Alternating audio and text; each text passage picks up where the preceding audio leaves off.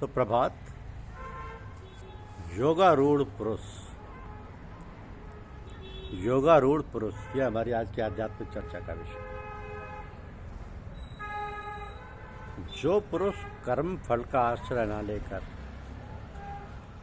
करने योग्य कर्म करता है वो सन्यासी तथा योगी है, और केवल अग्नि का त्याग करने वाला सन्यासी नहीं है, तथा केवल क्रियाओं का त्याग करने वाला योगी नहीं है।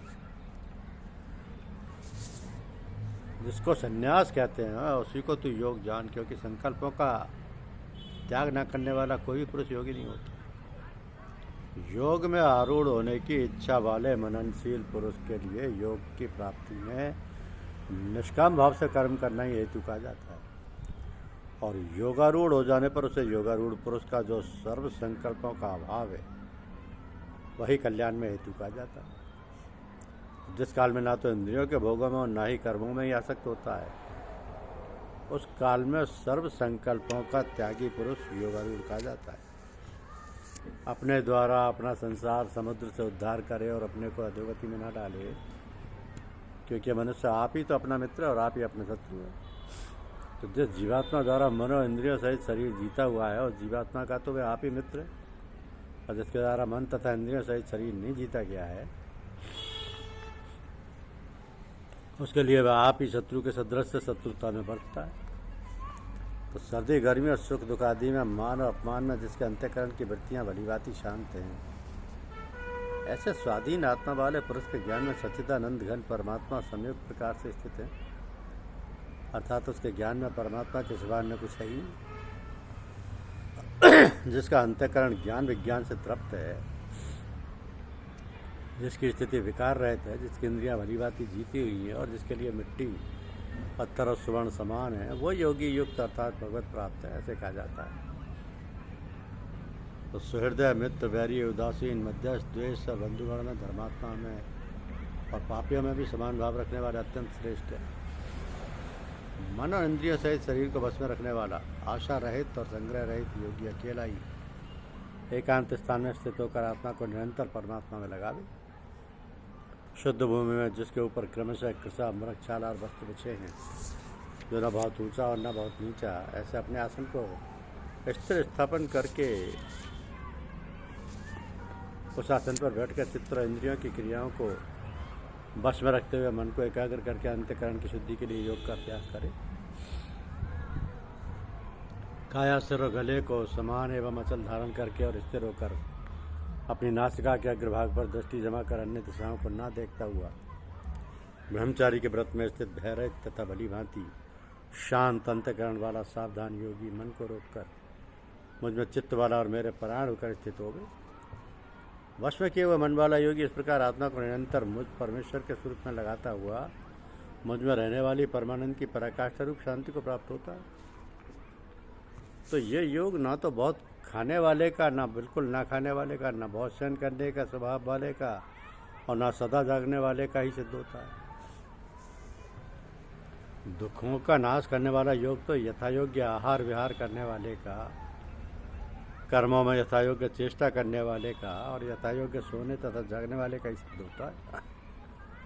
अत्यंत वश में किया हुआ चित्त जिस काल में परमात्मा ही भलीभांति स्थित हो जाता है, उस काल में संपूर्ण भोगों से स्पर्श रहित और पुरुष योगा युक्त है, ऐसा कहा जाता है। जिस प्रकार वायु रहित स्थान में स्थित दीपक चलायमान नहीं होता, वैसी उपमा परमात्मा के ध्यान में लगे हुए योगी के जीते हुए चित्त की कही गई है। योग के अभ्यास से निरुद्ध चित्त जिस अवस्था में अपराम हो जाता है और जिस अवस्था में परमात्मा के ध्यान से शुद्ध हुई सूक्ष्म बुद्धि द्वारा परमात्मा को साक्षात करता हुआ सच्चिदानंद घन परमात्मा में ही संतुष्ट रहता है, इंद्रियों से अतीत केवल शुद्ध हुई सूक्ष्म बुद्धि द्वारा ग्रहण करने योग्य जो अनंत आनंद है, उसको जिस अवस्था में अनुभव करता है, जिस अवस्था में स्थित है, योगी परमात्मा के स्वरूप से विचलित होता ही नहीं। तो परमात्मा के प्राप्ति रूप जिस लाभ को प्राप्त होकर उससे अधिक द्वारा दूसरा कुछ भी लाभ नहीं मानता, और परमात्मा प्राप्ति रूप जिस अवस्था में स्थित योगी बड़े भारी दुख से भी चलायमान नहीं होता।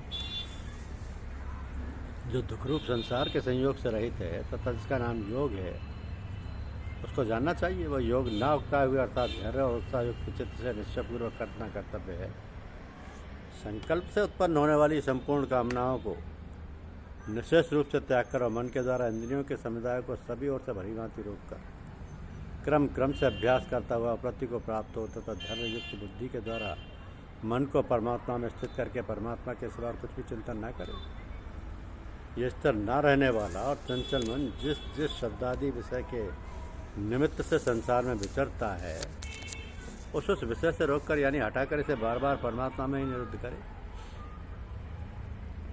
क्योंकि जिसका मन भली प्रकार शांत है, जो पाप से रहित है और जिसका रजोगुण शांत हो गया है, ऐसे सच्चिदानंद घन ब्रह्म के साथ एक ही भाव हुए योगी को उत्तम आनंद प्राप्त होता है। वह पाप रहित योगी इस प्रकार निरंतर आत्मा को परमात्मा में लगाता हुआ सुखपूर्वक पर ब्रह्म परमात्मा की प्राप्ति रूप अनंत आनंद का अनुभव करता है।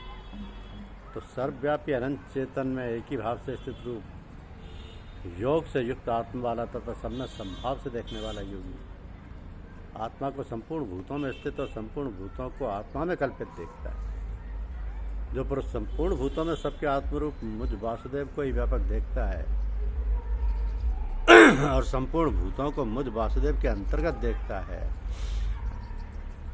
उसके लिए मैं अदृश्य नहीं होता और वह मेरे लिए अदृश्य नहीं होता।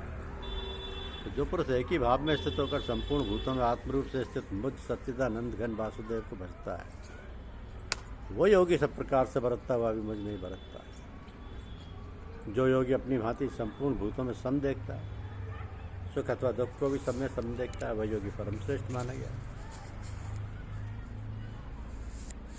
तो निस्संदेह मन चंचल और कठिनता से बस में होने वाला है, परंतु यह अभ्यास और वैराग्य से बस में होता है। जिसका मन बस में किया हुआ नहीं है, ऐसे पुरुष द्वारा योग दुष्प्राय है और बस में किए हुए मन वाले प्रयत्नशील पुरुष द्वारा साधन से उसको प्राप्त होना सहज है। ये मेरा मत है, सहज है। तो योगी तपस्वियों से श्रेष्ठ है, ज्ञान शास्त्रियों से भी श्रेष्ठ माना गया है और सकाम कर्म करने वालों से भी योगी श्रेष्ठ है।